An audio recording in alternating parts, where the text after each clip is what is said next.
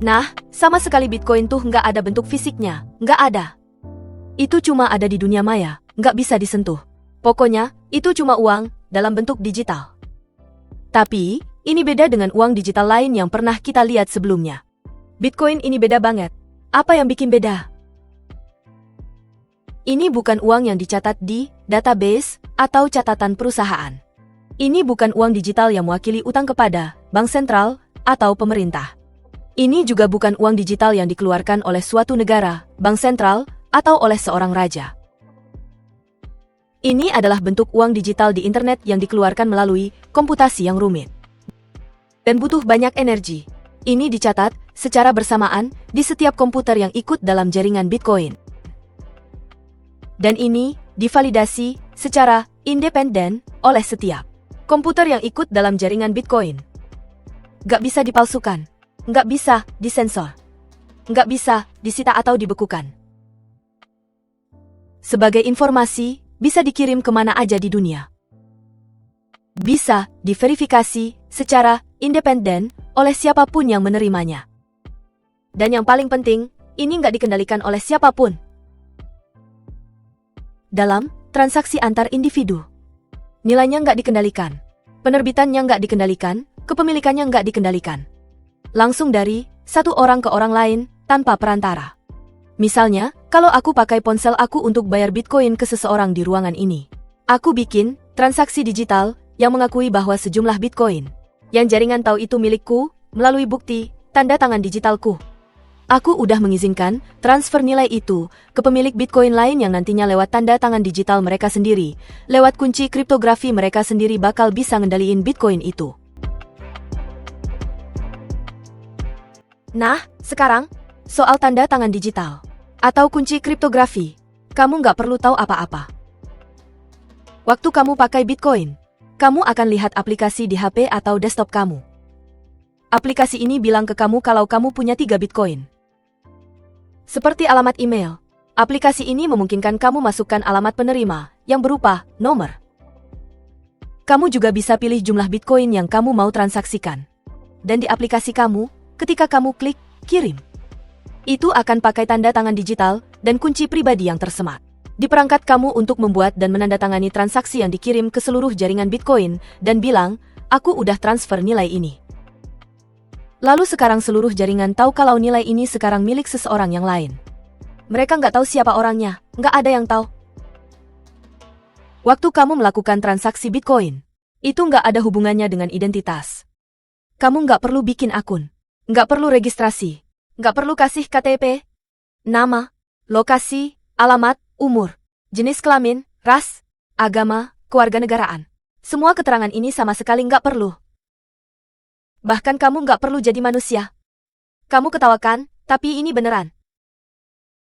Untuk pertama kalinya dalam sejarah manusia, Bitcoin memungkinkan entitas non-manusia bisa mengontrol dan memiliki nilai.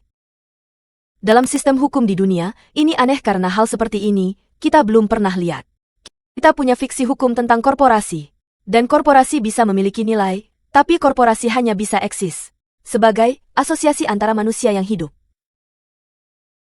Di Bitcoin, agen perangkat lunak yang tidak dimiliki oleh siapapun bisa memiliki dan bertransaksi dalam Bitcoin secara internasional.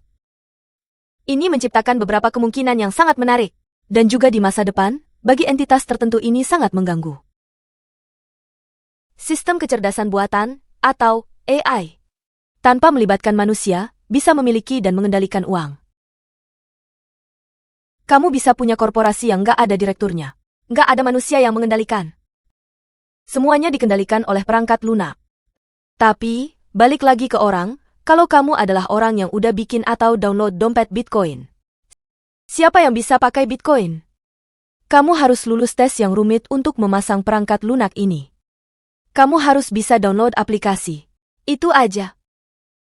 Sekarang, kalau kamu punya iPhone, kamu harus ingat password iTunes kamu untuk bisa pasang aplikasi. Dan sejauh ini, untuk jadi bagian dari ekonomi global Bitcoin, yang saya temukan bahwa ini adalah bagian yang paling sulit, yaitu mengingat sandi iTunes kamu. Tapi kalau kamu bisa melakukannya, kalau kamu bisa akses Google Play Store, kalau kamu punya pengetahuan dasar tentang aplikasi seluler, kalau kamu bisa download dan pasang File.exe di Windows. Kalau kamu bisa klik 2 kali mouse. Itu aja. Kamu nggak harus kasih nama, alamat email kamu. Kamu nggak perlu registrasi atau bikin akun. Kamu nggak harus buktiin siapa kamu, di mana kamu, atau tunjukin bahwa kamu layak. Kamu nggak perlu punya skor kredit. Kamu nggak harus diotorisasi. Ini sesuatu yang benar-benar beda dari setiap sistem uang yang pernah kita lihat sebelumnya. Sekarang, generasi internet udah sangat akrab dengan konsep ini. Ketika kamu buka browser dan mulai pakai web, apakah kamu harus registrasi atau dapatkan lisensi untuk pakai web? Apakah kamu harus bikin akun buat kunjungi Wikipedia? Enggak lah. Satu-satunya syarat adalah kamu bisa download, pasang, dan operasikan web browser. Bagi kebanyakan generasi muda ini adalah kebebasan dalam arti global. Nah, dengan uang, Bitcoin melakukan hal yang sama. Di planet ini, bayangin gimana jadinya kalau setiap orang cuma dengan download dan pasang aplikasi aja, tanpa batas bisa jadi anggota ekonomi global.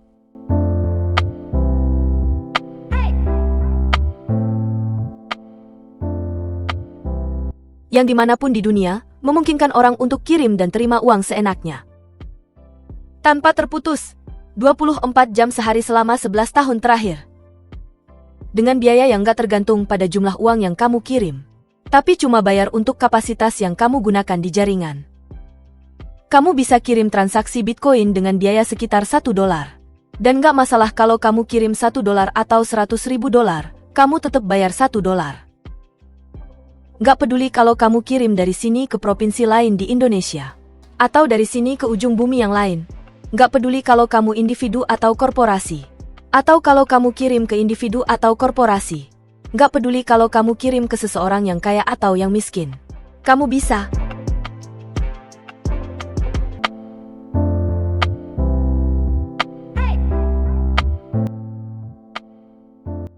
Teknologi Bitcoin. Bitcoin mengubah cara kita memandang keuangan secara total. Tapi itu cuma baru lapisan pertama. Karena teknologi yang membuat Bitcoin memungkinkan dua orang tanpa saling kenal dan tanpa saling percaya, dari ujung bumi yang berlawanan bisa bertransaksi dengan aman. Membuka berbagai aplikasi yang belum kita bayangkan. Bitcoin bukan cuma uang untuk internet. Bitcoin adalah platform, teknologi yang digunakan Bitcoin, kombinasi dari blockchain yang adalah buku besar transaksi global yang mencatat setiap transaksi di blockchain Bitcoin, mekanisme konsensus terdesentralisasi yang disebut Proof of Work yang memungkinkan keamanan. Sistem akses terbuka yang memungkinkan siapapun ikut serta tanpa hambatan. Dan sifat tanpa batas dan netralnya yang membuat siapapun bisa ikut serta, tanpa peduli siapa mereka. Di mana yang penting hanya apakah transaksi itu valid, bukan siapa sumber atau tujuan transaksi, bukan berapa jumlahnya. Sistem kepercayaan. Fondasi-fondasi dasar di intinya yang membuat Bitcoin mungkin membuka pintu untuk puluhan, bahkan ratusan, bahkan ribuan aplikasi kepercayaan. Bitcoin ini menggantikan kepercayaan melalui institusi dengan kepercayaan melalui jaringan.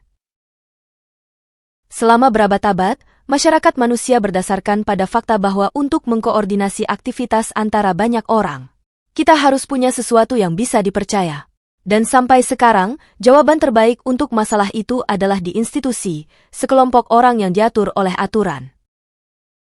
Kebijakan dengan pengawasan, transparansi, dan akuntabilitas yang tertanam dalam aturan, dijalankan oleh manusia untuk menciptakan pusat-pusat kepercayaan melalui tradisi, reputasi, dan umur panjang. Institusi kepercayaan telah gagal. Institusi ini gagal secara global. Mereka gagal di seluruh dunia. Mereka gagal ketika menjadi media. Mereka gagal di institusi politik. Mereka gagal dalam banyak hal, dan alasan mereka gagal adalah karena mereka mewakili sistem skala untuk masyarakat industri. Dan kita bukan lagi masyarakat negara bangsa industri. Sekarang, kita adalah masyarakat informasi berskala global yang berkolaborasi melintasi batas-batas dengan skala besar. Kita sekarang sedang menyelesaikan masalah yang mempengaruhi bukan 200 juta orang di satu negara, tapi 8 miliar orang di satu planet, dan dengan skala seperti itu, untuk masalah skala dan kolaborasi. Institusi tradisional tidak berhasil, mereka gagal untuk berskala. Mereka nggak jahat sih. Mereka nggak dengan sengaja korup. Mereka hanya gagal menyelesaikan masalah masyarakat global. Namun, setelah kita melihat institusi-institusi ini gagal, kita melihat munculnya sistem tata kelola baru. Sistem kolaborasi global baru. Sistem yang memungkinkan kita untuk berkolaborasi, berkomunikasi, dan menyelesaikan masalah secara berskala, dan yang pertama dari sistem-sistem itu adalah internet. Dan dengan itu kita melihat sistem komunikasi pertama yang melampaui bangsa-bangsa, yang melampaui batas negara, yang memungkinkan siapapun, dimanapun, dan kapanpun untuk berkomunikasi. Bitcoin mewakili itu.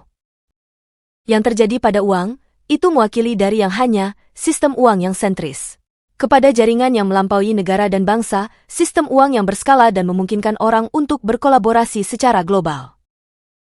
Yang memungkinkan siapapun, dimanapun, dan kapanpun untuk berpartisipasi dalam ekonomi global tanpa hambatan, tanpa batas, tanpa ID, tanpa kredensial. Hanya melalui tindakan menjalankan perangkat lunak. Dan itu akan mengubah dunia. Terima kasih.